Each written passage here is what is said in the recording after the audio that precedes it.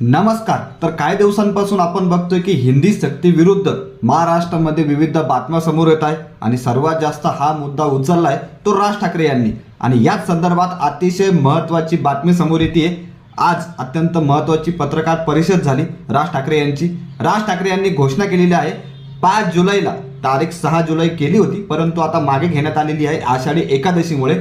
तर 5 जुलैला हिंदी सक्ती विरुद्ध राज ठाकरे अर्थात मनसे मोर्चा काढणार आहे। सर्व पक्षांना निमंत्रण ते देणार आहेत। तर 5 जुलैला हिंदी सक्ती विरुद्ध मोर्चा काढण्यात येणार आहे मनसेकडून। महाराष्ट्रातील सर्वांनीच मोर्चाला सहभागी व्हावं असं आवाहन राज ठाकरे यांनी केलेलं आहे। कोण येतंय कोण नाही येते हे सुद्धा मी बघणार आहे असं राज ठाकरे यांचं वक्तव्य आहे। तर 5 जुलैला मोर्चा निघणार आहे, हिंदी सक्ती विरुद्ध मोर्चा निघणार आहे। नक्कीच तुम्हाला याबद्दल काय वाटतं कमेंट करून नक्की सांगा। बाकी व्हिडिओ आवडला असेल तर सबस्क्राईब करा।